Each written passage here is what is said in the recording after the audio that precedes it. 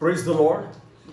आज मैं आपको संडे वर्शिप में स्वागत करता हूं प्रभु यीशु मसीह के नाम में।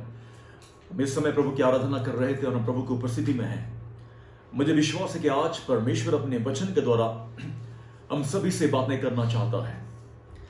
इसलिए मेरा रिक्वेस्ट है कि हम जहां कहीं भी हैं, प्रार्थना के साथ में और बड़े ध्यान से और आत्मिक भूख के साथ में बैठें और प्रभु से कहें, प्रभु मुझसे बात कर, पवित्र आत्मा मुझसे बातें कर और मुझे तेरे वचन के द्वारा आशीष दे। प्रभु आपको आशीष देगा। आमीन। जो संदेश आज प्रभु ने आपके साथ शेयर करने के लिए मेरे दिल में डाला है, ये 2-3 दिन से मेरे अंदर में चल रहा था और आज वो बिल्कुल क्लियर हो गया, स्पष्ट हो गया मेरे सामने कि मुझे क्या आपको सिखाना है परमेश्वर के वचन से। और ये जो संदेश है, आज का जो सब्जेक्ट या थीम है या विषय है, वो बाइबल में उत्पत्ति से प्रकाशित वाक्य तक अर्थात जेनेसिस टू रेवलेशन एक ऐसा डोर है या ऐसा धागा है जो मानो परमेश्वर पवित्र आत्मा के द्वारा अपने पवित्र वचन में अर्थात बाइबल में उसे गुथा है, उसे बुना है, परमेश्वर ने उसे बुना है और एक के साथ एक मतलब जैसे मानो कड़ी जुड़े हुए हैं। और परमेश्वर आज अपने वचन के द्वारा हमसे कुछ गहरी बातें करना चाहता है अपने बच्चों के साथ में, अपने दिल की बातें। Glory to God. और वो थीम जो विषय में शेयर करूंगा वो ये है कि परमेश्वर अपने लोगों के साथ ही रहना चाहता है। God wants to dwell among his people. परमेश्वर अपने लोगों के बीच में निवास करना चाहता है। मैंने कहा कि परमेश्वर अपने लोगों के बीच में, आपके और मेरे बीच में, हमारे साथ वो निवास करना चाहता है। God wants to dwell among us. Hallelujah. और ये उत्पत्ति की पुस्तक से, बाइबल का पहला पुस्तक से आखिरी पुस्तक प्रकाशित वाक्य तक, फ्रॉम जेनेसिस टू रेवलेशन, हम इस विषय को बार बार देख सकते हैं कि परमेश्वर आपसे मुझसे क्या चाहता है। Hallelujah. Glory be to God. हम लोग बाइबल के बहुत सारे स्टोरीज को, कहानियों को जानते हैं। हम इस बात को जानते हैं कि एक ही जीवित परमेश्वर है और परमेश्वर ने हमसे प्यार किया, जगत से प्यार किया और उसने अपना इकलौता बेटा यीशु को दे दिया।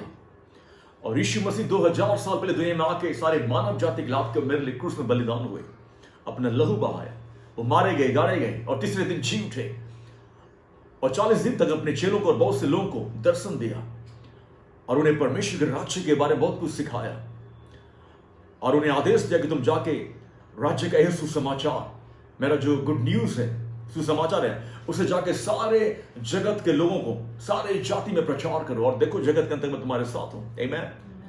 ये आदेश देने के बाद यीशु बादलों पर उठा लिया गया और जाके पिता के दाहिने और स्वर्ग में विराजमान हो गया। आमीन। और वो हमेशा के लिए हम लोग का महायाजक ठहर गया और वो पिता के दाहिने और बैठ के हमारे लिए विनती करता, हमारे लिए मध्यस्थता करता, ये हम जानते हैं। Glory to God. लेकिन जैसे कि मानो एक बच्चा संडे स्कूल में जाता है, संडे स्कूल में स्टोरी सीखता है, यीशु कौन है, यीशु क्यों आया, यीशु ने क्या किया, साल्वेशन के बारे में, रिडेम्पशन के बारे में, छुटकारे और उद्धार के बारे में और बहुत सारे मिरेकल्स यीशु ने किए, चंगाई, ये सारे स्टोरीज के रूप में हम लोग जानते हैं। लेकिन हम में से बहुत से लोग परमेश्वर की जो प्लान है, जो इटर्नल प्लान है, अनंत काल की जो योजना है, परमेश्वर के दिल की बातों को हम लोग अच्छा से जान नहीं पाए, हम सीख नहीं पाए अभी तक। मेरा उद्देश्य आज का यह है कि मैं परमेश्वर का दिल की बातें, परमेश्वर की योजनाओं को आपको स्पष्ट रूप से और गहराई से आपको सिखाऊं। आमीन।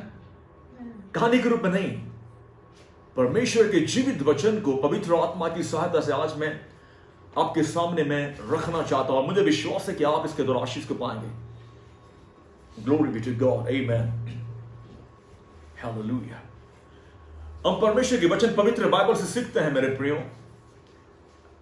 सबसे पहली बात हम सीखते हैं और देखते हैं कि परमेश्वर ने जब सारी सृष्टि को बनाया और आखिरी में जब उसने मनुष्य को बनाया, और वचन कहता है उत्पत्ति 1:26 और 27 में कि परमेश्वर ने मनुष्य को अपने स्वरूप और अपने समानता में बनाया और परमेश्वर ने मनुष्य को रहने के लिए एदन की बगीचा को बनाया। He created a beautiful garden called Eden and he kept man in the Garden of Eden to take care of the garden and to rule over this earth परमेश्वर उस एदन की वाटिका में रहने के लिए और सारे पृथ्वी पर प्रभुता करने के लिए, अधिकार रखने के लिए उसने मनुष्य को अपने शुरू पर समंदर बना के एदन की बगीचा में उसे रख दिया।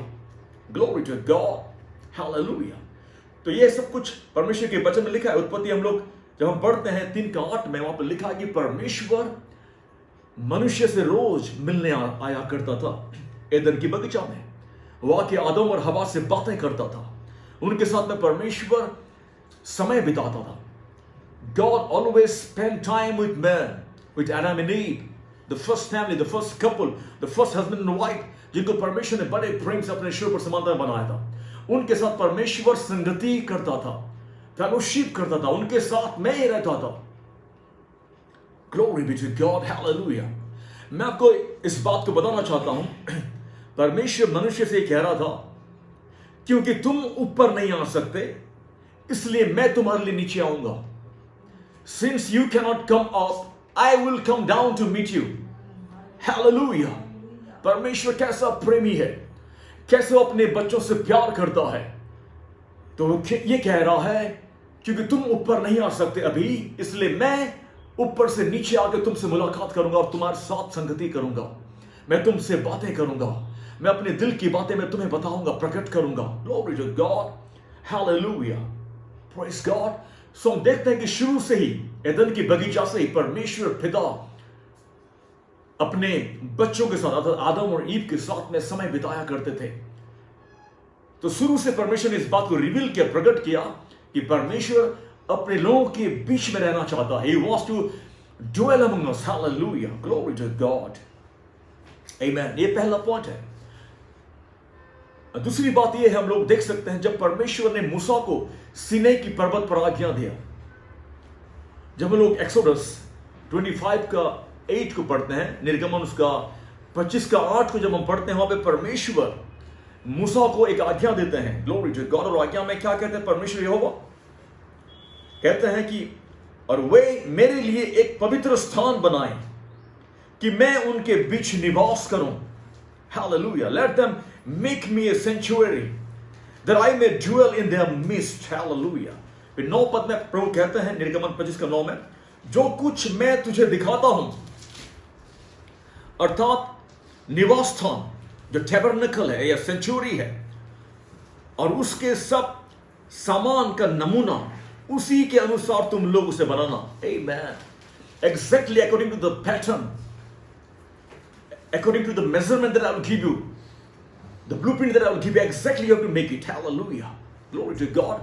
तो हम लोग देखते हैं कि परमेश्वर अब एदन की बगीचा में जब मनुष्य ने पाप किया और परमेश्वर की महिमा से घिर गया या परमेश्वर से सेपरेट हो गया, अलग हो गया पाप के द्वारा, अब मनुष्य पाप के कारण परमेश्वर से अलग हो गया और परमेश्वर से पहले की तरह मुलाकात नहीं कर सकता है, संगति नहीं कर सकता, क्योंकि वो फेलोशिप जो रिश्ता है टूट गया। Glory to God.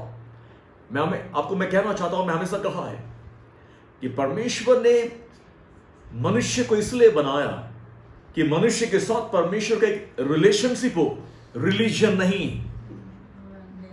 Amen। God created man in his own image and likeness to have a relationship, not a religion। और इसी में मनुष्य जाति ने गलती कर बैठे हैं। हम लोगों ने अपने अपने लिए एक एक रिलीजन को, एक एक धर्म को बना दिया, जबकि परमेश्वर ने रिलीजन या धर्म को नहीं बनाया। परमेश्वर ने मनुष्य को बनाया कि मनुष्य के साथ में एक रिलेशनशिप को रख सके, एक रिश्ता, एक संबंध को प्यारा सा बना सके। आमीन। लेकिन वो पाप के कारण वो रिश्ता और रिलेशनशिप टूट गया एदन की बगीचा में। मनुष्य परमेश्वर से पाप के द्वारा अलग हो गया, सेपरेट हो गया। Glory to God. लेकिन परमेश्वर ने फिर भी मनुष्य को नहीं छोड़ा, क्योंकि परमेश्वर प्रेमी और दयालु है, अनुग्रहकारी है, और मनुष्य की छुटकारे के लिए, रिडेम्पशन के, उद्धार के लिए परमेश्वर ने योजना जो पहले से बनाया था उसे परमेश्वर पूरा करने के लिए वो बार बार मनुष्यों से बातें की अपने भविष्यद्वक्ताओं के द्वारा। हमारे बाप दादाओं से परमेश्वर ने थोड़े थोड़े करके बातें की प्राचीन कालों से। हालेलुया।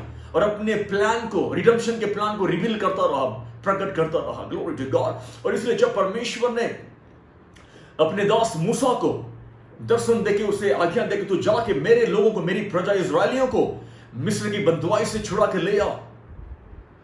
तो जब मूसा ने कहा कि हे परमेश्वर यहोवा, मैं कौन हूं और मेरी बात भला फिरौन राजा क्यों सुनेगा, और इजराइल के लोग जो तेरी प्रजा है मेरी बात को क्यों मानेंगे, क्यों सुनेंगे, क्यों यकीन करेंगे।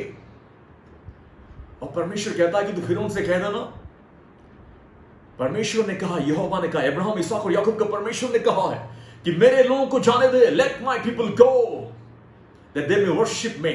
मेरे लोगों को तो जाने दे ताकि वो जाके मेरी आराधना करेंगे। हालेलुया, आराधना करेंगे। Glory to. परमेश्वर ये नहीं कह रहा था कि मेरे लोगों को जाने दो ताकि जाके वो जंगल में या रेगिस्तान में क्या डांस करेंगे या कीर्तन करेंगे या नाचेंगे, कूदेंगे, झूमेंगे, पार्टी करेंगे। नहीं, परमेश्वर कह रहा था मूसा से कि तू फिरौन राजा से कह देना कि let my people go that they may go and worship me. मेरे लोगों को जाने दे ताकि वो जाके मेरी आराधना करेंगे। परमेश्वर आराधना में है। God is in the worship. परमेश्वर आराधना में है, इसलिए वो कहता है मेरे लोगों को जाने दे कि वो जाके मेरी आराधना करेंगे। वर्शिप, वर्शिप लैटिन शब्द, दो शब्दों से आया है, वर्थशिप। उसका मतलब ये हुआ कि show me then I am worth. प्रभु ये कहना चाह रहा है कि इस बात को प्रकट करो कि मैं योग्य हूं। वर्शिप लैटिन शब्द वर्थशिप से आया है। तो आराधना का मतलब खाली बड़बड़ाना नहीं है, खाली गाना गाना या बजाना नहीं है या डांस करना नहीं। आराधना का मतलब है कि परमेश्वर योग्य है, परमेश्वर जीवित और सामर्थी है, परमेश्वर पवित्र है, परमेश्वर दयालु है, प्रेमी है। उसके गुणों को, उसके एट्रीब्यूट्स को, उसके क्वालिटीज को, उसकी महानता को वर्णन करना, परमेश्वर से प्रेम करना, उसका वर्शिप या वर्शिप या आराधना कहते हैं। Hallelujah, glory to God. तो परमेश्वर आराधना में है और परमेश्वर चाहता है कि उसकी लोग उसकी आराधना करें। कैसे? आत्मा और सच्चाई से। Hallelujah, glory be to God, amen. यही तो बात, यही तो डिस्कशन जो उस सामरी स्त्री कुएं के पास यीशु से चर्चा कर रही थी। और वो कह रही थी कि आप यहूदी लोग कहते हैं कि हमें टेंपल में जो सुलेमान ने बनाया हमें वहीं पे आराधना करना चाहिए, लेकिन हमारे पूर्वज कहते हैं कि हमें पहाड़ों में आराधना करना चाहिए। और यीशु ने क्या कहा उस स्त्री से कि उस समय आ रहा है कि लोग पहाड़ों पे या मंदिरों में नहीं आराधना करेंगे, क्योंकि उस समय आ रहा है कि लोग आत्मा और सच्चाई में परमेश्वर की आराधना करेंगे, क्योंकि परमेश्वर ऐसे आराधकों को ढूंढता है। Hallelujah. God, Jesus was saying that the time is coming and the time is already here that people will not worship the Lord God in the temple or on the mountain, but they will worship the Lord in spirit and in truth. Hallelujah. Hallelujah. But God seeketh such worshippers. यूहन्ना 4:23-24 में लिखा है मेरे प्रियो। Glory to God. परमेश्वर आत्मा और सच्चाई से आराधना करने वालों को ढूंढता खोजता है। हालेलुया।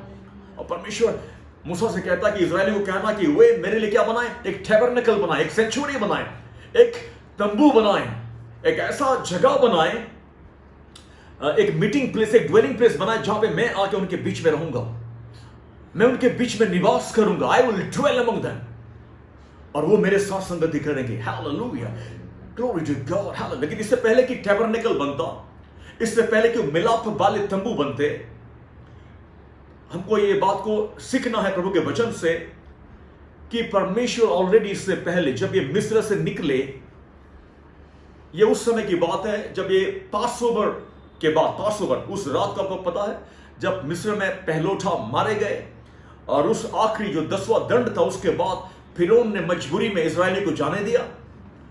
और उस पासओवर लैम्ब का जो बलिदान हुआ और उनके जो चौखट में और दरवाजे में जो मेमने के लहू लगाए गए जिसके द्वारा इनका छुटकारा हुआ।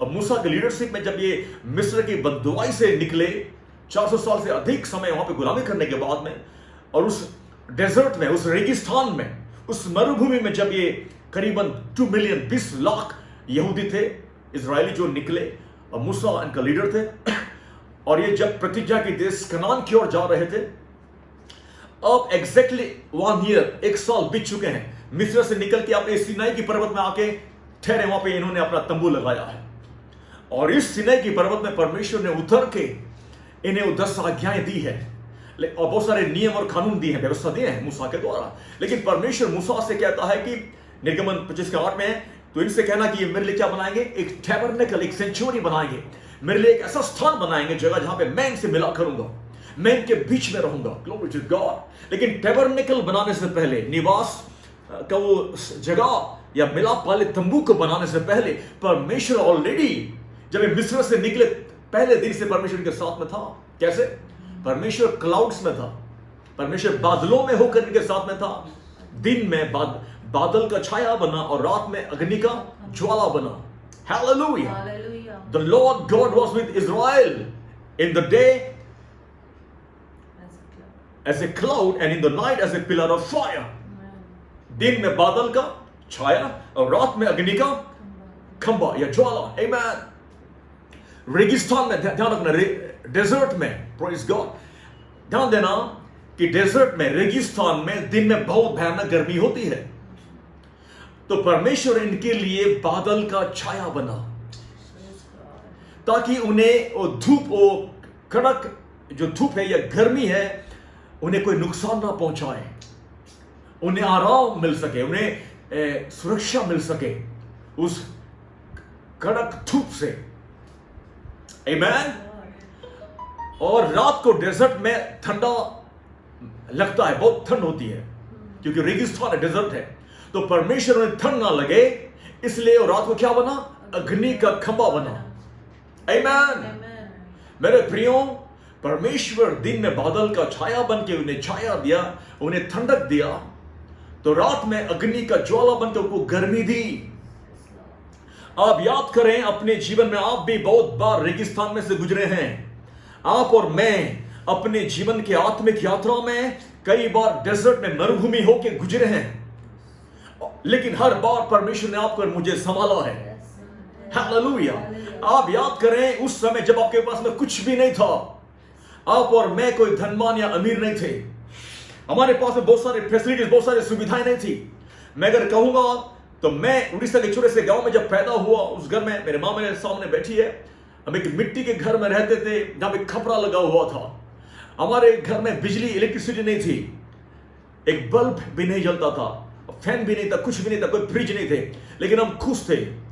और परमेश्वर उस कठिन परिस्थिति में भी हमें संभाल के रखा, हमें तसल्ली दिया, हमें सुरक्षा दिया। हालेलुया। ना दिन का गर्मी हमें लगता था, ना रात का ठंडक हमें लगता था। आमीन। हालेलुया। Glory to God. आप सबके जीवन में ऐसा गवाही है। हम मरुभूमि से होके गुजरे हैं, रेगिस्तान, सूखे जगह से गुजरे हैं, लेकिन परमेश्वर ने हमें प्रोटेक्ट किया। परमेश्वर हमेशा हमारे साथ में रहा। हालेलुया। वो बादलों में होकर इजरायलियों के साथ में उस रेगिस्तान में चलता रहा और रात को अग्नि का ज्वाला बनकर उनके साथ में रहा। आमीन। कितना ध्यान रखता है परमेश्वर अपने लोगों का, अपने बच्चों का, कैसा प्यार करता है, कैसे वो हम लोग का केयर करता है। फिर भी हम कुड़कुड़ाते हैं, कंप्लेन करते हैं इजरायलियों की तरह, फिर भी हम कहते हैं कि मेरे साथ में ऐसा क्यों हुआ, ऐसा क्यों हुआ, ऐसा नहीं होना चाहिए था, मुझे ये नहीं मिला, मुझे वो नहीं मिला। जबकि हम भूल जाते हैं कि परमेश्वर हमारे साथ हर पल रह के कैसे हमारी अगुवाई की, कैसे हमारी रक्षा की, कैसे हमारी सारी जरूरतें को पूरी की। हम भूल जाते हैं, हम धन्यवादी नहीं होते। We are not grateful, we are not thankful, we are not appreciative. Why? हम खाली कुड़कुड़ाते हैं, कंप्लेन, मरमरिंग करते रहते हैं। मेरे प्रियो, ग्लोरी टू गॉड। तो इससे पहले कि परमेश्वर मूसा से कहा कि मेरे लिए टैबरनेकल बनाओ, मिलाप वाले तंबू बनाओ, परमेश्वर ऑलरेडी क्लाउड्स के साथ, बादल बन के इनके साथ में रहा। लेकिन अब परमेश्वर क्या चाह रहा है कि नहीं, मैं अब इनके बीच में डेरा करना चाहता हूं, अब बादल में नहीं।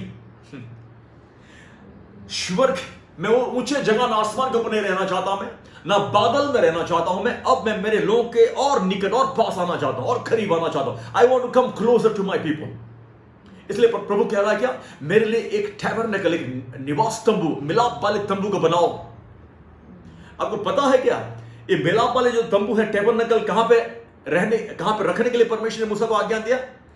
ठीक जो इजराइल के जो 12 गोत्र हैं, 12 गोत्र जो चारों तरफ में अपना तंबू लगाए हुए थे, करीबन 20 लाख लोग, उनके सेंटर में, उनके केंद्र में, उनके बीचों बीच परमेश्वर का टैबरनेकल और निवास वाला तंबू को रखना है, स्थापित करना है।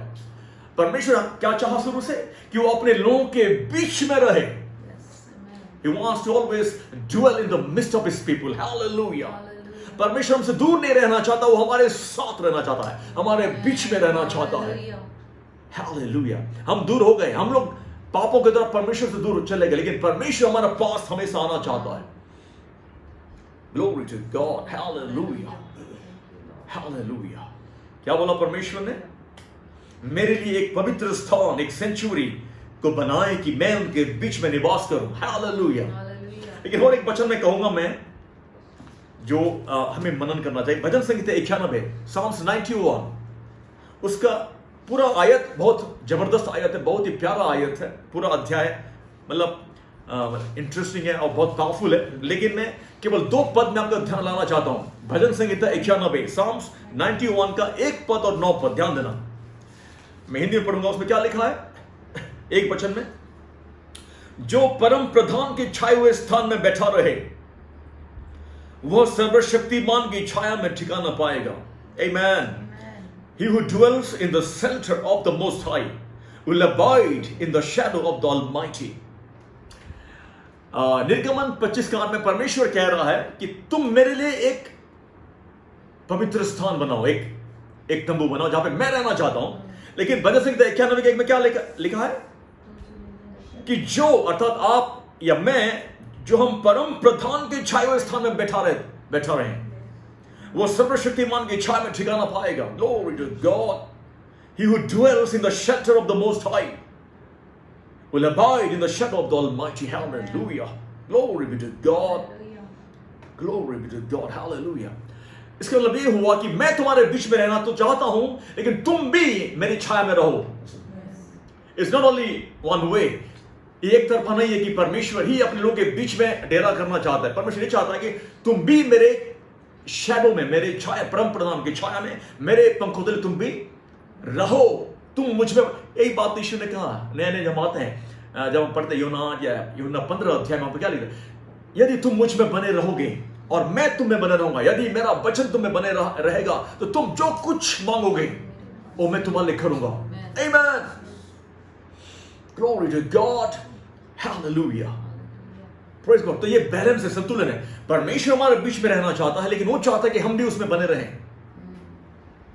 क्योंकि 9 पद में, भजन संहिता 91 के 9 में क्या लिखा है? हे यहोवा, तू मेरा शरण स्थान ठहरा है। You have been my refuge. तूने जो परम प्रधान को अपना धाम मान लिया है। Hallelujah. Because you have made the Lord your dwelling place. केवल परमेश्वर हमारे बीच में ड्वेल नहीं करना चाहता, हम भी परमेश्वर के छाया में ड्वेल करना जरूरी है।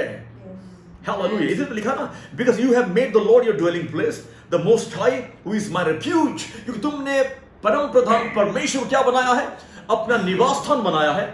तुम परम प्रधान परमेश्वर के छाया में रहते हो, तुमने उसको अपना शरण स्थान या अपना रेफ्यूज बनाया है। इसलिए क्या होगा? कोई विपत्ति तुझ पर ना पड़ेगी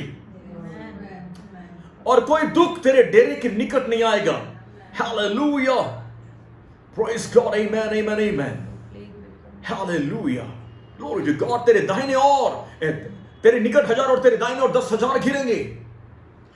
प्रेज गॉड। क्या लिखा है? तेरे निकट 1000 और तेरे दाहिने ओर 10,000 घिरेंगे, तेरे डेरे के निकट तेरे पास नहीं आएगा, क्योंकि परमेश्वर तेरी रक्षा करेगा। God will protect you. God will protect you, क्योंकि तुम उसके छाया में, शैडो में निवास करते हो। परमेश्वर तुम्हारे मध्य में रहता है और तुम परमेश्वर में रहते हो। इसलिए कोई महामारी, कोई विपत्ति हमारे निकट, हमारे डेरे के पास नहीं आएगा। लेकिन ये जो प्रॉमिस है, एक मिनट ध्यान देना, ये प्रॉमिस सबके लिए नहीं है, ये प्रतिज्ञा सबके लिए नहीं है। मैं चाहता हूं कि बच्चे समझो, ये प्रतिज्ञा उनके लिए है जो लोग ड्वेल करते हैं। Dwell, not those who are dwellers, not visitors. बहुत से क्रिश्चियन, बहुत सारे मसीह लोग क्या करते हैं? वो केवल कभी कभार प्रभु को विजिट करते हैं, चर्च में विजिट करने के लिए आते हैं। कभी कभार मन करा तो चर्च में आ जाते हैं, कभी कभार मन करा तो 10 मांस डाल देते हैं, कभी कभार मन करा तो क्रिसमस में आ जाते हैं, बड़े दिन में।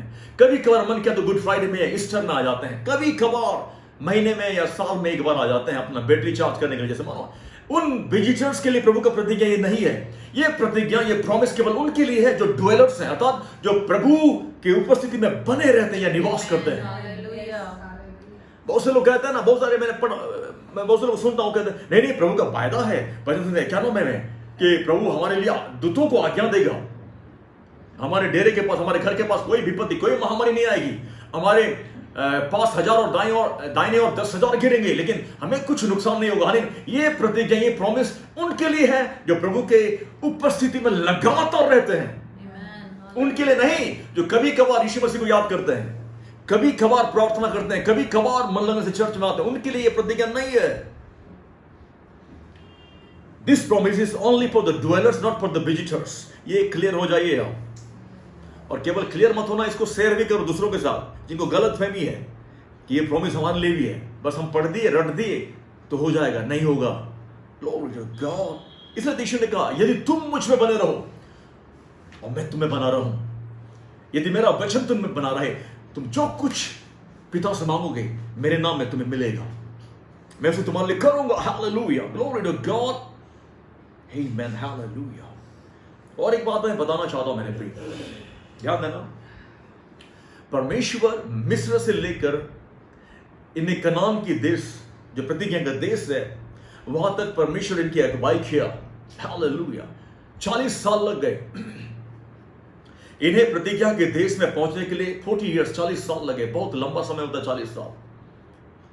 40 दिन नहीं, 40 महीना नहीं, 40 हफ्ता नहीं, 40 साल लगे। 40 long years, glory to God. लेकिन वचन में लिखा है, वचन में यूं लिखा है कि इनके शरीर में जो कपड़े ये पहने थे, वस्त्र, वो फटे नहीं, घिसे नहीं, पुराने नहीं हुए। और इनके पांव में जो जूते थे या चप्पल थे, वो घिसे नहीं या टूटे नहीं। सोचने वाली बात है। 40 साल तक उन्हें कपड़ा चेंज करने का जरूरत ही नहीं पड़ा और उन्हें जूते चेंज करने के लिए जरूरी नहीं पड़े।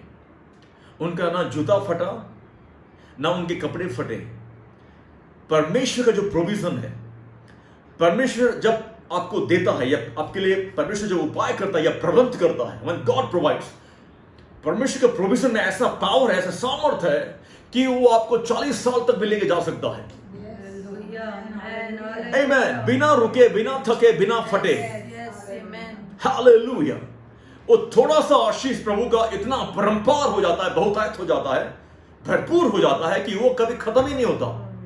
आप बोर हो जाओगे बल्कि पहन के अरे यार ये कपड़ा मैं इतने समय से पहना हूं, फट रहा ही नहीं है, ये जूते टूट रहे नहीं है, चक्कर गया, घिस रहा ही नहीं है, क्योंकि उसमें प्रभु का प्रोविजन है, प्रभु का आशीष है, परमेश्वर ने उसे प्रोवाइड किया है। Hallelujah, glory to God. एक बात मैं बताना चाहता हूं, जब ईश्वर के पिता परमेश्वर हमारी अगुवाई करता है, हमें लीड करता है, तो हमें 3 बातें वो देता है। हमें 3 बातें हमें देता है। क्या है? पावर। परमेश्वर में क्या देता है? पावर, सामर्थ्य देता है। दूसरी बात, परमेश्वर हमें क्या देता है? प्रोटेक्शन, सुरक्षा देता है। और तीसरा बात, परमेश्वर अपना प्रोमिसेस को या प्रोविजंस को हमें देता है। पावर, प्रोटेक्शन एंड प्रोविजन, ये 3 बातें पिता के छाया में जब हम रहते हैं, पिता के कवरिंग में जब हम रहते हैं, हमें मिलता है। ये हर पिता की स्टोरी है। हर घर का जो मुखिया, जो पिता, फादर होता है, वो अपने परिवार को, अपने पत्नी और बच्चों को 3 चीज देना चाहिए, तभी वो पिता या मुखिया कहलाएगा, नहीं तो वो मुखिया कहलाने के लायक नहीं है। क्या क्या देगा वो? पावर। वो जब पिता जीवित है तो बच्चों को पावर मिलता है, सामर्थ मिलता है। बच्चों को पता ही नहीं पड़ता कि वो कितना सुरक्षित है, आराम से, शांति से, उन्हें कोई प्रॉब्लम नहीं, क्योंकि उनका पिता जीवित है। उन्हें कोई अचानक हमला नहीं कर सकता, कोई उन्हें धमकी नहीं दे सकता, कोई उन्हें डरा नहीं सकता, क्योंकि उनका पिता का प्रोटेक्शन है। हालेलुया, पिता का जो पावर है उनके पास में है, और पिता का क्या प्रोविजन है। बच्चों को टेंशन होती नहीं है, परिवार को टेंशन नहीं होता पत्नी को कि क्या खाएंगे, क्या पहनेंगे, स्कूल का फीस कैसे भरेगा, बिल कैसे भरेंगे, क्योंकि पिता जो है वो उसका कवरिंग बना हुआ है, और उनका क्या वो करता है, वो उन्हें पावर, प्रोटेक्शन और प्रोविजन देता है। Hallelujah, glory to God. ये उन सब सुनने वालों के लिए है ये वचन, या संदेश, जो लोग अपने आप को पति कहते हो, हस्बैंड कहते हो, या पिता कहते हो अपने बच्चों का, और अपने परिवार का मुखिया समझते खुद को। लेकिन अगर आप अपने परिवार को, अपने फैमिली को अगर ये 3 चीज नहीं दे रहे हो, क्या?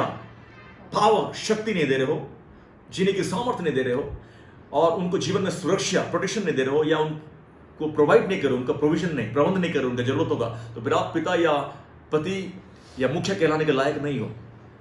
Glory to God. और ये परिवार को या बच्चे को तभी पता पड़ता है, झटका लगता है, जब उनका पिता उनके बीच में से अचानक उठा लिया जाता है या पिता का डेथ हो जाता है। तब उन्हें लगता है अचानक कि यार हमें तो पता नहीं था कि इतने सारे बोझ को लेके पिताजी हमें से प्यार करते थे, हमें अगुवाई करते थे। Hallelujah, glory to God. लेकिन मेरा टॉपिक ये नहीं है। मेरा टॉपिक ये है कि परमेश्वर पिता अपने बच्चों के बीच में रहना चाहता है। God wants to have a dwelling place among his people. Hallelujah. Glory be to God. इसलिए प्रभु ने कहा कि तुम उन्हें आदेश देना कि वो मेरे लिए अपना एक सेंचुरी, एक टैबरनेकल, एक मिलाप वाले तंबू को बनाए, और उसी मिलाप वाले तंबू में तुम मेरा जो आर्क ऑफ कवेनेंट है या वाचा का संदूक को रखना, क्योंकि मैं वहीं तुमसे मिला करूंगा। लेकिन परमेश्वर ने कहा कि एग्जैक्टली जैसा नक्शा मैं दूंगा, जो ब्लूप्रिंट मैं दूंगा, जो आइडिया मैं दूंगा, बिल्कुल वैसा ही बनाना। थोड़ा एक भी इंच इधर से उधर नहीं होना चाहिए, क्योंकि परमेश्वर बहुत ही स्पेसिफिक है और बहुत ही पर्टिकुलर है। परमेश्वर अपना प्लान के बारे में बहुत वो परफेक्ट है और बहुत ही स्पेसिफिक है। Hallelujah, glory to God. परमेश्वर ने वही स्वर्गीय पैटर्न को मूसा को दिया जो स्वर्ग में होता है। ग्लोरी टू गॉड, आमीन। और जो टैबरनेकल या मिलाप वाले जो तंबू बनाया गया, जो 12 जो गोत्र थे इजराइल के, उनके सेंटर में उस तंबू को रखना था। उसमें 3 हिस्सा थे, 3 भाग थे। क्या था? एक तो आउटर कोर्ट था, आउटर कोर्ट अर्थात बारंडा था, बाहर का हिस्सा, तंबू के बाहर। और वहां पे एक अल्टर होता था, एक वेदी होता था, जहां पे इजरायली अपने अपने लिए, अपने परिवार के लिए, अपने पापों के प्रायश्चित के लिए वो भेंट या बलि लेके आते थे, और याजक उनके लिए बलिदान को चढ़ाया करते थे यहोवा के सामने में। तो जो आउटर कोर्ट है, जो बारंडा है, बाहरी हिस्सा, तंबू के बाहर, मिलाप वाले तंबू के बाहर, टैबरनेकल के बाहर, वहां पे केवल जो साधारण लोग हैं, बाकी जो लोग हैं, जनरल जो पब्लिक है, वो आ सकता था, केवल वहीं तक आ सकता था, उनका सीमा वहीं तक था, उससे आगे नहीं जा सकते थे। उसके बाद में दूसरा हिस्सा था तंबू में, वो क्या था? इनर कोर्ट था, मतलब अंदरूनी जगह थी, जहां पे याजक लोग ही केवल आके सेवा टहल कर सकते थे।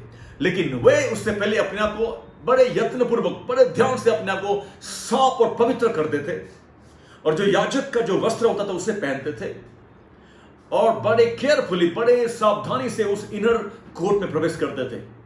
लेकिन उसके बाद में और अंदर में जब हम आगे बढ़ेंगे तो वहां पे और एक जगह थी जिसको हम लोग कहते हैं the most holy place, the holy of holies, महापवित्र स्थान। और वहां पे वो वाचा का जो संदूक है, आर्क ऑफ कवेनेंट को रखा गया था। और उस आर्क ऑफ कवेनेंट, जहां पे परमेश्वर की उपस्थिति कर्मों के बीच में हुआ करती थी, जहां से यहोवा उनसे बातें करता था, वहां के केवल महायाजक, हाई प्रीस्ट प्रवेश कर सकते थे, वो भी साल में एक बार, ओनली वंस इन ईयर। हर दिन नहीं, हफ्ते में एक बार नहीं, साल में एक बार, केवल प्रीस्ट नहीं, हाई प्रीस्ट। आमीन। तो जो साधारण पब्लिक थी, इजराइल के लोग, वो केवल वो आउटर कोर्ट में, जो बारंडा में आ सकते थे अपने अपने भेंट और बलि को लेकर, और इनर कोर्ट में जो केवल प्रीस्ट लोग थे, याजक लोग थे, वो अपने आप को साफ और शुद्ध और पवित्र करके जा सकते थे। लेकिन महापवित्र स्थान में, जहां पे वाचा का संदूक रखा गया था टैबरनेकल में, वहां पे केवल महायाजक, हाई प्रीस्ट साल में एक बार अपने लिए पहले बलिदान चढ़ाते थे, अपने आप को शुद्ध करते थे, और वो इस सावधानी के साथ में उस महापवित्र स्थान में प्रवेश करते थे। और परमेश्वर यहोवा उस कर्मों के बीच में से होकर उस महायाजक से बातें किया करते थे। हालेलुया, ग्लोरी टू गॉड, आमीन, आमीन, हालेलुया। लेकिन वो जो महापवित्र स्थान और पवित्र स्थान के बीच में एक बहुत ही थिक वेल या पर्दा था, ऊपर से नीचे तक, जो पर्दा एक बहुत ही मोटा पर्दे से ढक दिया गया था, ताकि परमेश्वर के उस महापवित्र स्थान में कोई अगर अचानक अगर आ भी गया तो वो ना मरे, उस पर परमेश्वर का क्रोध ना भड़के। क्योंकि परमेश्वर ने कहा था, अगर मैं तुम्हारे बीच में रहूंगा या तुम्हारे बीच में चलूंगा तो तुम लोग बचोगे नहीं, क्योंकि परमेश्वर अति पवित्र है, इज मोस्ट होली गॉड। और उस महान पवित्र परमेश्वर के सामने में अगर हम लोग यूं ही अगर आ जाएं तो हम लोग मारे जाएंगे, क्योंकि वो बहुत पवित्र है, हम पापी हैं। लेकिन परमेश्वर ने उसके लिए भी एक प्रबंध किया, एक उपाय को बनाया, हालेलुया, कि बलिदान के द्वारा, उस लहू के द्वारा साल में एक बार महायाजक हाई प्रीस्ट में प्रवेश कर सकता है। Glory to God. और परमेश्वर उनसे बातें करेगा और आज्ञा देगा कि क्या क्या आगे करना है, कैसे इजरायलियों को, प्रभु के लोगों को अगुवाई करना है, उन्हें परमेश्वर के लिए क्या संदेश को देना है। आमीन। महायाजक जो हाई प्रीस्ट होते थे, उनका क्या काम था कि वो लोगों का प्रतिनिधि बन के यहोवा के सामने जाते थे और फिर यहोवा के प्रतिनिधि बन के लोगों के पास आते थे। ग्लोरी टू गॉड, आमीन। लेकिन वो बकरे या बैल के लहू से होकर उस महापवित्र स्थान में प्रवेश करते थे। आमीन। लेकिन जब हम नए नियम में, न्यू टेस्टामेंट में जब हम लोग आते हैं, हालेलुया, वहां पे लिखा है जब प्रभु यीशु मसीह क्रूस में बलिदान हुए, जब यीशु मसीह ने अपना आत्मा पिता को समर्पण किया और कहा कि सब कुछ समाप्त हुआ, सब कुछ पूरा हुआ, जब यीशु ने अपना प्राण को त्यागा, तो ऐसा लिखा है कि उस मंदिर में जो मोटे पर्दे थे, जो वेल था, वो ऊपर से नीचे तक फट गया, दो भाग में फट गया और अलग हो गया। हालेलुया। उसका अर्थ क्या है कि यीशु मसीह के बलिदान के द्वारा, यीशु के लहू बहाने के द्वारा अब उस महापवित्र स्थान जहां पे परमेश्वर की उपस्थिति है, जहां पे उसका सिंहासन है, उसकी ग्लोरी है, वहां पे प्रवेश करने का जो रास्ता है हम सब के लिए हमेशा के लिए खुल गया। हालेलुया। लेकिन मेमने के या भेड़ के या बैल के लहू से नहीं, क्योंकि ऐसा लिखा है इब्रानी 9 और 10 अध्याय में कि यीशु के लहू के द्वारा यीशु खुद उस महायाजक बन के प्रवेश किया, अपने लहू के द्वारा प्रवेश किया। ग्लोरी टू गॉड, आमीन, हालेलुया। लेकिन वापस हम परमेश्वर के वचन में आते हैं मेरे प्रिय, कि जब मूसा ने और उस लोगों ने, जिनको प्रभु ने बुद्धि दिया उस टैबरनेकल बनाने के, जब उन्होंने बनाया और काम को कंप्लीट किया, इसमें ब्रोंज और सिल्वर और गोल्ड को इस्तेमाल किया गया और एक ही प्रकार के लकड़ी को इस्तेमाल किया गया जो प्रभु ने उनको आदेश दिया था। एग्जैक्टली उसी मेजरमेंट में बनाया गया। और जब इन्होंने एग्जैक्टली वैसा बना के उस मिलाप वाले तंबू टैबरनेकल में, जब उस आर्क ऑफ कवेनेंट को, वाचा का संदूक को जब रख दिया, तो ऐसा लिखा है निर्गमन 40 अध्याय के 34 और 35 वचन में लिखा है कि परमेश्वर का जो महिमा का बादल है, द क्लाउड ऑफ ग्लोरी, उसने आके उस मिलाप वाले तंबू को, टैबरनेकल को ढक लिया। हालेलुया। और परमेश्वर की महिमा से वो तंबू भर गया। The glory of the Lord filled the tabernacle. Hallelujah. और प्रभु की महिमा इतना गहरा था, इतना ज्यादा था कि मूसा भी वहां पे प्रवेश नहीं कर पाया। आमीन, हालेलुया। पर मूसा को इंतजार करना पड़ा कि वो महिमा का बादल पहले सेटल हो जाए। Glory to God. इस तरह से प्रभु की महिमा, ग्लोरी, उस टैबरनेकल को भर दिया। आमीन, hallelujah. Glory to God, hallelujah. फिर हम लोग वापस जब आते हैं पुराने नियम, ओल्ड टेस्टामेंट में, टैबरनेकल के बाद में क्या होता है? अब परमेश्वर एदन के बगीचा में नहीं है, परमेश्वर अब बादलों में नहीं है, क्लाउड्स में नहीं है। परमेश्वर कहां पे है? टैबरनेकल में होके लोगों के बीच में डेरा किया हुआ है। परमेश्वर अपने लोगों के बीच में अपना निवास स्थान को बनाया है, ड्वेलिंग प्लेस को बनाया है। आमीन। लेकिन अब हम जब देखते हैं, जब इजराइल में जब दाऊद, डेविड राजा बने हुए हैं, अब दाऊद के मन में ख्याल आता है, कि इच्छा होता है कि परमेश्वर का जो वाचा का संदूक है कब तक तंबू में रहेगा, कब तक हम उस संदूक को इधर से उधर उठाते रहेंगे, कब तक हम उसे इधर से उधर ट्रांसफर करते रहेंगे।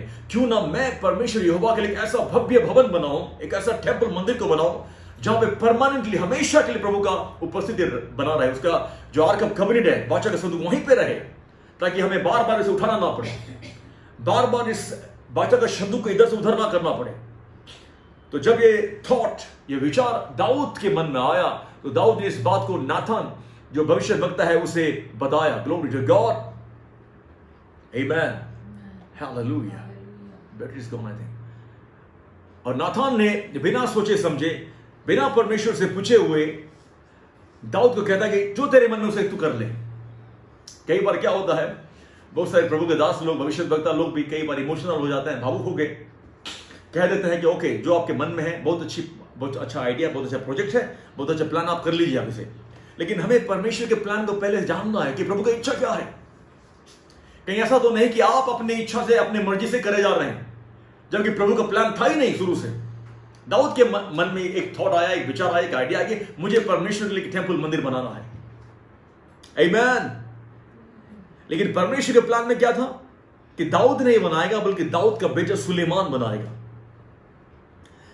मेरे पास्टर्स भाई लोग, मित्र लोग, प्रचारक लोग, मैं आपसे कहना चाह रहा हूं, कहीं ऐसा तो नहीं कि आप प्रभु के लिए ये बना रहे हो, वो बना रहे हो और बहुत बिजी हो, बहुत व्यस्त हो मिनिस्ट्री और प्रोजेक्ट में। आपने प्रभु से आपने पूछा ही नहीं, प्रभु से आपने गाइडेंस ही नहीं लिया, प्रभु से अगुवाई नहीं ली, प्रभु से आपने प्रार्थना नहीं किया कि प्रभु आपकी इच्छा ये है क्या, और आप बोल रहे हो कि मैं प्रभु के लिए ये कर रहा हूं, वो कर रहा हूं। नहीं नहीं नहीं, प्रभु का प्लान क्या उससे तो पहले जान लो। Glory to God.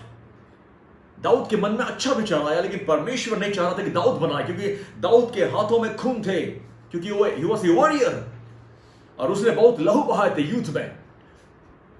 इसलिए परमेश्वर ने कहा कि तू नहीं, तेरा बेटा सुलेमान मेरे मंदिर को बनाएगा।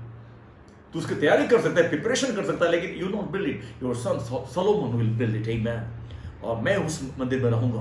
Glory to God, hallelujah. और हम देखते हैं कि बाद में जब सुलेमान राजा बनते हैं, तो सुलेमान परमेश्वर यहोवा के लिए एक भव्य, स्प्लेंडिड, एक ग्लोरियस टेंपल को बनाते हैं यरूशलेम में। हालेलुया, आमेन। और हम लोग जब पढ़ते हैं पहला राजा 8 अध्याय को, पहला राजा 8 अध्याय 10 का 13 में, जब मंदिर बन के कंप्लीट हो जाता है और वहां पे जब याजक लोग उस वाचा का संदूक को जब ला के रख देते हैं, तो ऐसा लिखा है कि परमेश्वर की महिमा, जब सुलेमान प्रार्थना करता है कि प्रभु तेरा काम हमेशा इस मंदिर में लगा रहे, कि जो भी प्रार्थना करते उसको सुनना, और तेरी दृष्टि यहां पे बना रहे, अनुग्रह दृष्टि इस मंदिर में तेरी उपस्थिति बना रहे, तो परमेश्वर उसकी प्रार्थना को उत्तर देते हैं। और ऐसा लिखा है पूरा मंदिर परमेश्वर की महिमा से भर जाता है। Hallelujah, glory be to God, amen, amen, amen, hallelujah. परमेश्वर सुलेमान के उस मंदिर से प्रसन्न होते हैं, खुश होते हैं, और परमेश्वर की महिमा, परमेश्वर की तेज से सुलेमान का मंदिर भर जाता है। Hallelujah, glory be to God, amen. जब हम परमेश्वर की इच्छा और प्लान के अनुसार करेंगे, तो प्रभु की उपस्थिति वहां पे आएगी। पहले हमने देखा कि जब मूसा ने एग्जैक्टली वो टैबरनेकल को ऐसा ही बनाया जैसे परमेश्वर ने कहा, परमेश्वर की महिमा का बादल उस टैबरनेकल, मिला वाले तंबू में भर गया। जब सुलेमान ने परमेश्वर की इच्छा के अनुसार मंदिर को बनाया, तो वहां पे परमेश्वर की महिमा का बादल फिर से ढक लिया, क्योंकि परमेश्वर अपने लोगों के बीच में रहना चाहता है। हालेलुया। लेकिन हम देखते हैं कि 600 बीसी में, 600 बीसी में, जब नबूकदनेस्सर ने अटैक किया उस यरूशलेम में, पवित्र नगरी में, तो उसने उस मंदिर को, सुलेमान का बनाया उस भव्य मंदिर को उसने तोड़ दिया, उसे जला दिया। Glory to God. और इसलिए इस मंदिर को, इस टेंपल को दोबारा बनाया। किसने बनाया? जेरुब्बाबेल, एजरा और नेहमिया ने इसको दोबारा खड़ा किया। लेकिन ये जो सेकंड टेंपल जब बना, तो ये टेंपल पहले टेंपल की तरह नहीं था, क्योंकि पहला टेंपल में बहुत सारे पैसे लगे थे।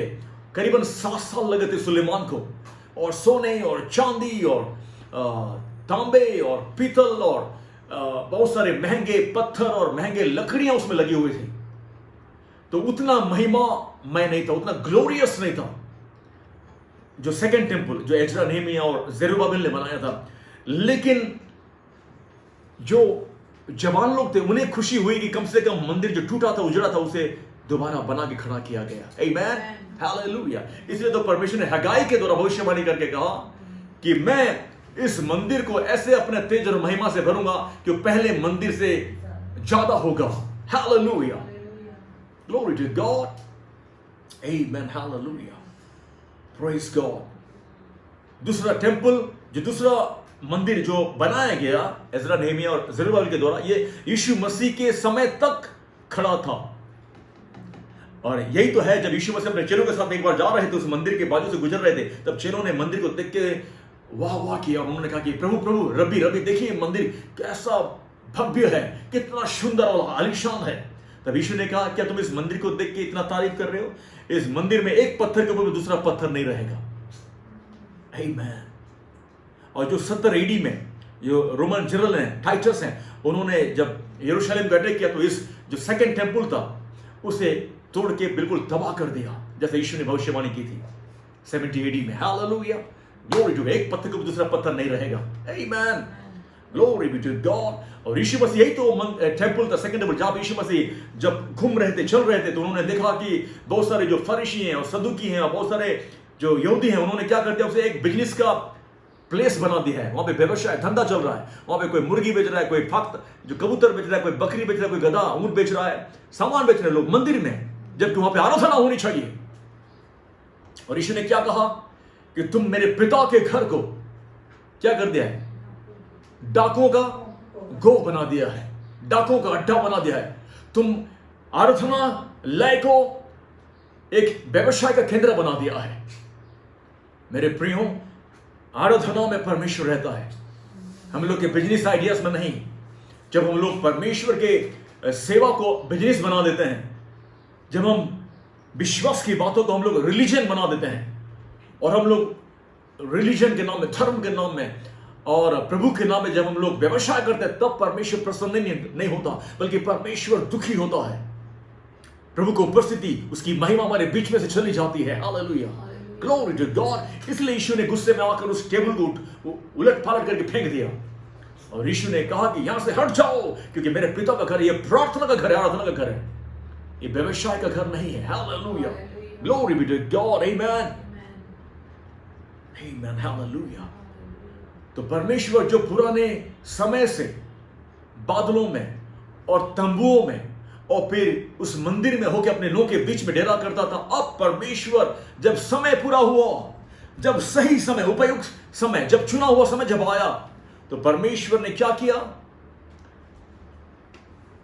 पुत्र के रूप में, बेटे के रूप में, यीशु के रूप में 2020 साल पहले यह संसार में उस कुंवारी मरियम के गर्भ से होकर जन्म हुआ। Hallelujah, glory to God. इसलिए जब यीशु मसीह पैदा हुआ, तो यीशु का नाम क्या रखा गया? इमानुएल। इमानुएल का मतलब क्या है? गॉड इज विद अस, परमेश्वर हमारे साथ है। हालेलुया। अब परमेश्वर तंबू में नहीं, अब परमेश्वर मंदिर में नहीं, अब परमेश्वर खुद हमारे बीच में डेरा करेगा। हालेलुया। इसलिए तो लिखा यूहन्ना 1:14 में क्या लिखा है कि वो जो वचन है देहधारी हुआ। The word became flesh. The word became flesh. वचन, जिस वचन के द्वारा आकाश और पृथ्वी पर सब कुछ सृजा गया, रचा गया, वो वचन देहधारी हुआ और हमारे बीच में डेरा किया। The word became flesh and dwelt among us. Amen. Hallelujah. Glory be to God. ये वर्ड कौन है? ये वचन कौन है? यीशु मसीह है, परमेश्वर का पुत्र है, जो हमारे बीच में देहधारी होकर एक मनुष्य का रूप लेकर अवतार हुआ और हमारे बीच में निवास किया, डेरा किया। हालेलुया, हमारे बीच में चला फिरा। आमेन, हालेलुया। यीशु मसीह हमारे बीच में टैबरनेकल किए। हालेलुया, यीशु ने अपना निवास स्थान हमारे बीच में रखा। Glory to God, hallelujah. जो परमेश्वर स्वर्ग में विराजमान है, वो परमेश्वर स्वर्ग छोड़ के धरती में आया और हम पापियों के बीच में डेरा किया, एक मनुष्य के रूप लेकर। यीशु मसीह, जीसस क्राइस्ट, यीशु मसीह आके हमारे पापों के लिए क्रूस में बलिदान हुए। यीशु ने हम मानव जाति के लिए अपना लहू बहाया, कीमत को चुकाया, हमें पापों से छुड़ाया, ताकि वो हमारे दिलों में रह सके, हमारे बीच में डेरा कर सके। Glory to God, hallelujah. Blessed be the name of the Lord. Amen, amen, amen. इसलिए हम प्रभु के वचन से सीखते हैं, यीशु मसीह का क्रूस में जो मृत्यु, जो बलिदान सेक्रीफाइस हुआ, और यीशु मसीह जब तीसरे दिन में मुर्दों में से जी उठे। Glory to God. ये क्या दिखाता है? ये इस बात को दिखाता है कि परमेश्वर अनंत काल के लिए एक ऐसा रास्ता खोल दिया, एक ऐसा मार्ग खोल दिया कि मनुष्य पर मैं अब यीशु मसीह की उस बलिदान के द्वारा, उस लहू के द्वारा, ग्लोरी टू गॉड, पिता के सामने आ सकते हैं। आमेन, ग्लोरी टू गॉड। उस महापवित्र स्थान में प्रवेश कर सकते हैं, परमेश्वर के साथ में एक रिश्ता, एक रिलेशनशिप को बना सकते हैं। रिलीजन नहीं। इसलिए हम कहते हैं क्रिश्चियनिटी रिलीजन नहीं है। मसीहत जो ईसाई है वो धर्म नहीं है। आप ईसाई धर्म कहते हो ना, क्रिश्चियन रिलीजन कहते हो, नहीं, क्रिश्चियनिटी रिलीजन नहीं। क्रिश्चियनिटी एक रिलेशनशिप है उस जीवित और पवित्र परमेश्वर पिता के साथ में, जो यीशु के बलिदान और यीशु के लहू के द्वारा संभव हुआ है। Hallelujah, glory to God. जो पर्दा था, जो पवित्र स्थान और महापवित्र स्थान के बीच में एक रुकावट था, उस यीशु मसीह का मृत्यु जो क्रूस में हुआ, वो पर्दा ऊपर से नीचे फट गया और दो टुकड़ों में बट गया। अब वो रास्ता खुल गया, मार्ग खुल गया। आमेन, हालेलुया, ग्लोरी टू गॉड। जब यीशु क्रूस में अपना प्राण को त्यागे, कुछ तो हुआ मेरे प्रियो, आत्मिक दुनिया में हलचल हो गया। हालेलुया। मनुष्य जो पिता परमेश्वर के सामने नहीं आ सकता था, उसके पवित्र उपस्थिति में नहीं आ सकता था, अब वो आ सकता है क्योंकि यीशु उसके लिए क्रूस में अपने आप को बलिदान किया और अपना लहू बहाया है आपके लिए और मेरे लिए। हालेलुया। इसलिए तो यीशु ने कहा, ध्यान देना, इसलिए तो यीशु ने कहा कि जब भी तुम पिता से कुछ भी मांगोगे अपना नाम मत बताना। When you ask the Father anything in my name, not your name, please don't mention your name, क्योंकि पिता तुम्हारे नाम को रिकॉग्नाइज नहीं करेंगे। पिता केवल एक ही नाम को पहचानते हैं, मेरा नाम, यीशु का नाम। इसलिए जो कुछ तुम मेरे नाम से मांगोगे वो तुम्हारे होगा। इसलिए जब मैं पिता के पास आता हूं तो राकेश मांग रहा है बोल के नहीं बोल सकता मैं, क्योंकि पिता राकेश को नहीं जानते। पिता केवल अपना एकलौता बेटा यीशु को जानते हैं। ये गहरी बात है, आपको ऊपर से चला गया होगा इसलिए आप लोगों ने धन्यवाद नहीं दिया, लेकिन मैं आपको कह रहा हूं,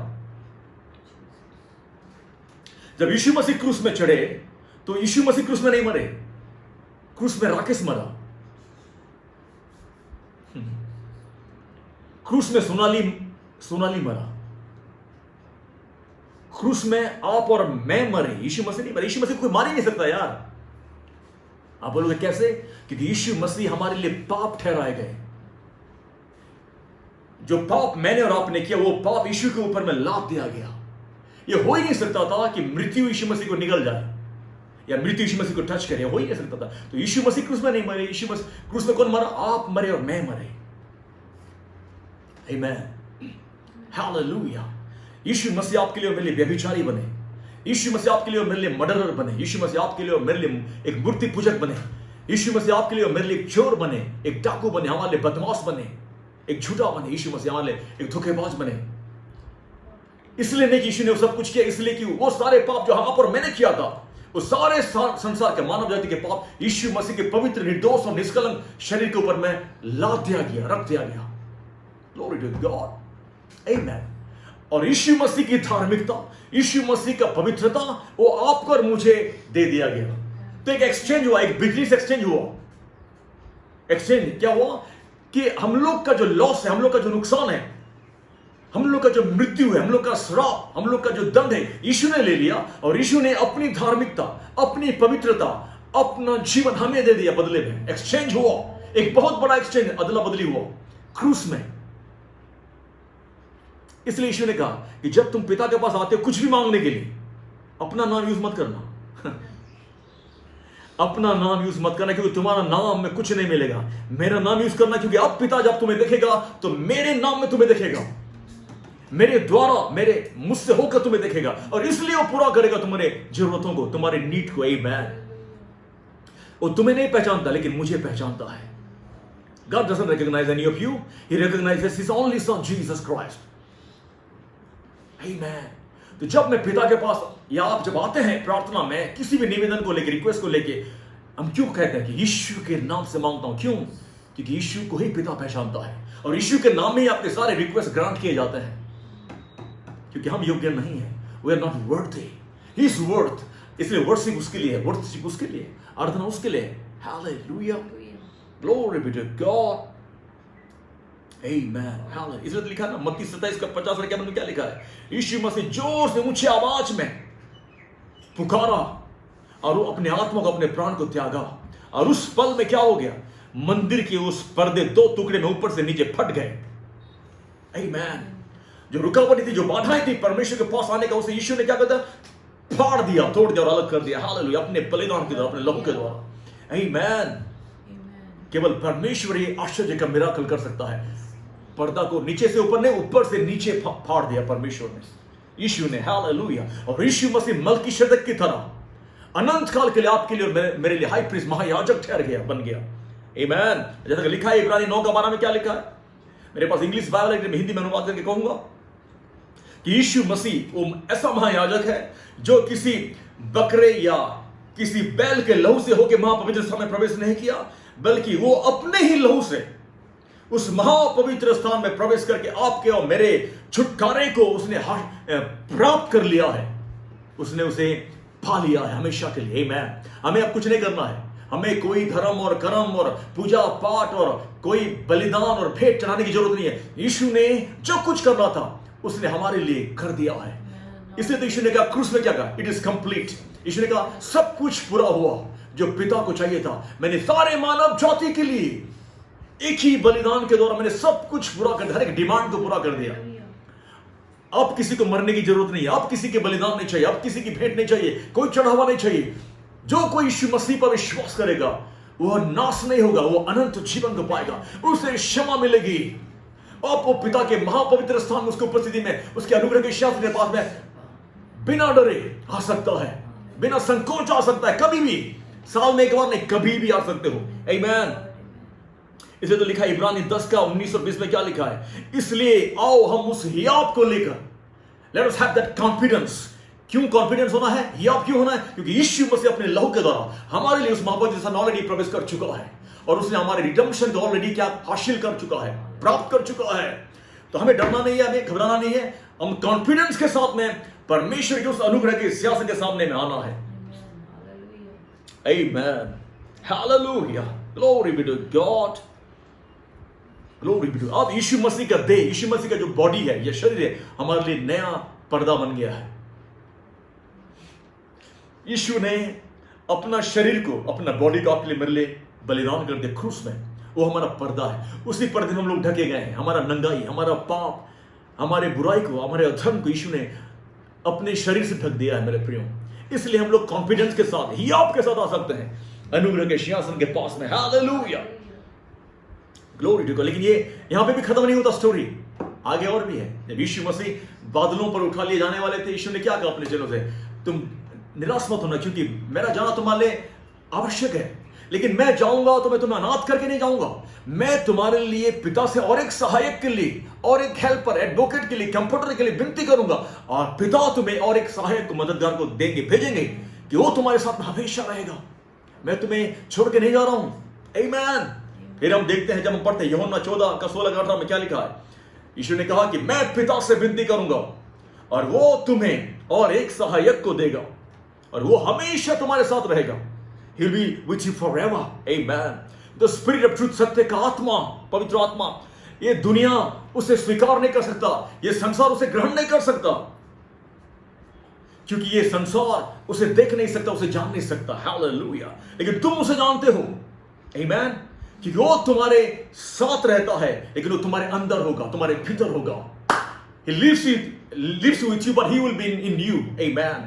Hallelujah. मैं तुम्हें अनाथ नहीं छोड़ूंगा, मैं तुम्हारे पास वापस आ रहा हूं। Amen. I am coming back to you. कैसे? पवित्र आत्मा के द्वारा, by the Holy Spirit. Amen. Glory be to God. Hallelujah. Hallelujah. तो अब परमेश्वर पवित्र आत्मा के द्वारा हमारे साथ रहते हैं, हमारे अंदर रहते हैं। Now God is having His dwelling place in us through the Holy Spirit. Hallelujah. कहां एदन की बगीचा से स्टोरी, ये कहानी शुरू हुई, फिर कहां परमेश्वर बादलों में और अग्नि का खंभा में इनके साथ में चलता रहा, फिर परमेश्वर तंबू में, मिलाप वाले तंबू, टैबरनेकल में होकर इनके बीच में डेरा किया, फिर वही परमेश्वर फिर मंदिर में रहता था, और वही परमेश्वर फिर मनुष्य देहधारी होके 2020 साल पहले पवित्र आत्मा के द्वारा एक कुंवारी मरियम से हमारे बीच में जन्म होकर डेरा किया, वचन देहधारी हुआ। Hallelujah, glory to God. और वही परमेश्वर जो देहधारी हुआ, सारे मानव जाति के लिए क्रूस में एक बार अपने आप को बलिदान कर दिया और हम सबका उद्धार, छुटकारा अपने लहू से खरीद लिया। और वो हमारा महायाजक, हाई प्रीस्ट बनकर अपने लहू से उस महापवित्र स्थान में प्रवेश किया। आमीन। और वहीं से हमारे लिए विनती और मध्यस्थता और विचवाई करता है। Hallelujah, glory to God. और हमें अकेला अनाथ नहीं छोड़ा, बल्कि उसने और एक सहायक हेल्पर को हमें दे दिया, भेज दिया, और अब वो पवित्र आत्मा के द्वारा हमारे साथ, हमारे अंदर रहता है। आमीन, ग्लोरी बी टू गॉड। लेकिन यहां पे भी कहानी खत्म नहीं होता मेरे प्रियो। Praise God. जब हम लोग पढ़ते हैं प्रकाशित वाक्य, बाइबल का आखिरी पुस्तक 21 अध्याय में, हम वहां पे देखते हैं एक नया आकाश और नया पृथ्वी के बारे में देखते हैं। A new heaven and new earth. Hallelujah. Glory be to God. क्या लिखा है? यूहन्ना लिखता है कि और मैंने एक नया आकाश और एक नया पृथ्वी को देखा। मैं हिंदी में पढ़ना अच्छा रहेगा। Glory to God. प्रकाशित वाक्य 21 अध्याय। Hallelujah. 1 से 3 में क्या लिखा है? फिर मैंने नए आकाश और नई पृथ्वी को देखा, क्योंकि पहला आकाश और पहली पृथ्वी जाती रही थी और समुद्र भी ना था। फिर मैंने पवित्र नगर नए यरूशलेम को स्वर्ग से परमेश्वर के पास से उतरते देखा, वह उस दुल्हन के समान थी जो अपने पति के लिए श्रृंगार किए हो। फिर मैंने सिंहासन में से किसी को ऊंचे शब्द से यह कहते हुए सुना, देख, क्या देख, परमेश्वर का डेरा, परमेश्वर का निवास स्थान, परमेश्वर का ड्वेलिंग प्लेस मनुष्य के बीच में है। आमेन, हालेलुया। परमेश्वर दूर कोई स्वर्ग में आसमान के ऊपर बादलों के पीछे छुप के बैठा नहीं रहना चाहता। परमेश्वर अपने लोग के बीच में डेरा करना चाहता है। क्या लिखा है 3 पद में? देख, परमेश्वर का डेरा, उसका निवास स्थान मनुष्य के बीच में है और वह उनके साथ डेरा करेगा। आमेन। और वे उसके लोग होंगे और परमेश्वर आप उनके साथ रहेगा और उनका परमेश्वर होगा। वह उनकी आंखों से सब आंसुओं को पोंछ डालेगा और इसके बाद मृत्यु ना रहेगी और ना शोक, ना विलाप, ना पीड़ा रहेगी। पहली बातें जाती रही। आमेन, हालेलुया, ग्लोरी टू गॉड। अब परमेश्वर हमेशा हमेशा के लिए, अनंत काल के लिए हमारे साथ रहेगा। उस यहोवा का, उस परमेश्वर का, सनातन परमेश्वर का डेरा, उसका निवास स्थान हमारे बीच, मनुष्य के बीच में है, जो उद्धार पाए हैं यीशु मसीह में विश्वास करके, जो यीशु के लहू से छुड़ाए गए। हमारे बीच में परमेश्वर हमेशा रहेगा, अपने बच्चों के साथ रहेगा, कभी कभार नहीं, हमेशा हर पल रहेगा। Hallelujah, glory be to God. और हम उसके साथ रहेंगे और हमारे आंखों के सारे आंसुओं को पोंछ डालेगा। कोई मृत्यु, कोई बीमारी नहीं, कोई शोक नहीं, कोई विलाप ना होगी, केवल आनंद और आनंद और प्यार ही प्यार होगा। पिता के साथ रहना होगा। हालेलुया, ग्लोरी टू गॉड, आमेन। और यही तो पिता शुरू से चाह रहा था, आदम के समय से चाह रहा था। आदम को क्यों बनाया था? अपने शिव को समान बताया, उसके साथ में वो रिश्ता रखे, उसके साथ में वो रहे, समय बिताए। शुरू से पिता यही चाह रहा था। पिता आखिरी में आके अपने उस योजना को क्या करता है? अपने प्लान को पूरा कर, कंप्लीट कर देता है, नए आकाश और नई पृथ्वी में। हालेलुया। तो जब हम सब लोग यीशु मसीह के क्रूस में कंप्लीट वर्क जो उसने किया, जो काम यीशु मसीह ने क्रूस में हमारे लिए किया, जब उस पर हम लोग विश्वास करते हैं, तब हमें ये एक्सेस मिलता है पिता के पवित्र स्थान में आने का और उसके साथ में डेरा करने के, उसके साथ में रहने का। Now we can live with God forever and ever. Amen. लेकिन और एक फाइनल पॉइंट है, बता के मैं खत्म करूंगा। और वो पॉइंट ये है, जब हम प्रकाशित वाक्य 21:22 में पढ़ते, क्या लिखा है? मैंने उसमें कोई मंदिर ना देखा। एक मिनट क्या? मैंने उस नए आकाश और नई पृथ्वी में क्या नहीं देखा?